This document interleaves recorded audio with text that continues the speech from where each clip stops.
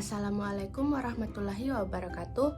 Perkenalkan, nama saya Cizia Nafila Atsnawi, Stambuk 083 2020 0033 kelas C1, Program Studi Agribisnis Fakultas Pertanian Universitas Muslim Indonesia. Di sini saya akan menjelaskan tentang karakteristik kelembagaan. Karakteristik kelembagaan terdiri atas dua. Yang pertama, dinamika kelembagaan. Yang kedua, teori evolusi dan perubahan kelembagaan. Pengertian kelembagaan. Kelembagaan adalah aturan main yang berlaku dalam masyarakat yang disepakati oleh anggota masyarakat tersebut sebagai suatu yang harus diikuti dan dipatuhi, dengan tujuan terciptanya keteraturan dan kepastian interaksi di antara sesama anggota masyarakat. North tahun 1990 membagi kelembagaan menjadi dua. Yang pertama, kelembagaan informal. Contohnya seperti adat istiadat, tradisi, dan pamali.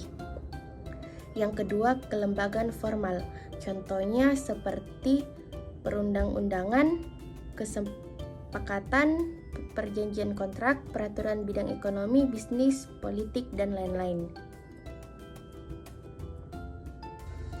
Yang kedua, level kelembagaan sosial. Contohnya seperti perundang-undangan atau konstitusi yang dibuat oleh lembaga legislatif atau pemerintah. Yang ketiga, level tata kelola. Perubahan kelembagaan yang terjadi pada level tata kelola yaitu serangkaian peraturan dalam sebuah komunitas yang membentuk struktur tata kelola lengkap dengan tata cara penegakan, pemberian sanksi, dan perubahan dari rule of the game. Yang keempat, level continue. Perubahan ini berlangsung kontinu atau sepanjang waktu, mengikuti perubahan insentif ekonomi, harga alokasi sumber daya, dan tenaga kerja. Profesor Ostrom tahun 1990 menggagas 3 level perubahan kelembagaan, yaitu operasional yang berada pada 1. Level operational choice, 2. Level collective choice rule, yang ketiga level constitutional rule. Yang kedua, teori perubahan institusi. Lembaga atau institusi bersifat berubah. Perubahan terjadi pada setiap level. Tidak ada lembaga yang bersifat permanen.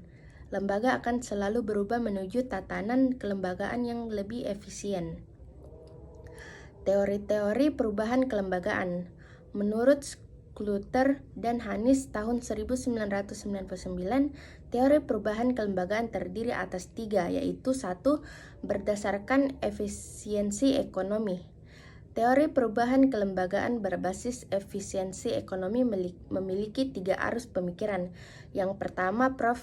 Friedrich Hayek adalah perubahan kelembagaan bersifat spontan, tidak sengaja namun merupakan hasil dari tindakan yang disengaja.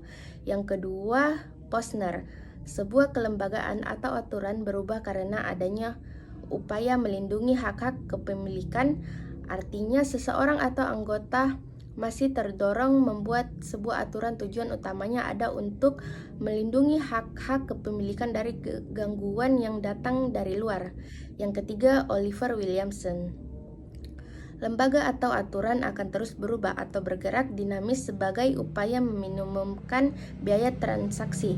Perubahan biaya informasi, penegakan hukum, perubahan harga, teknologi, dan lain-lain mempengaruhi insentif atau motivasi seseorang dalam berinteraksi dengan pihak lain.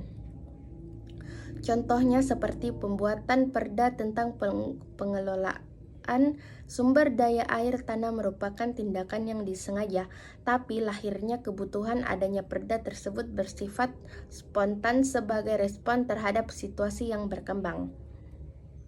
Yang kedua, berdasarkan distributional conflict theory. Teori ini didasarkan atas asumsi bahwa setiap aktor adalah sebuah arena atau komunitas yang memiliki perbedaan kepentingan dan kekuatan. Perbedaan kepentingan ini merupakan sumber konflik. Oleh karena itu, sering ditemukan tarik-menarik dalam proses pembuatan undang-undang karena adanya perbedaan kepentingan dari setiap aktor yang bermain. Sekian dari saya, mohon maaf bila ada salah kata. Saya ucapkan terima kasih. Wassalamualaikum warahmatullahi wabarakatuh.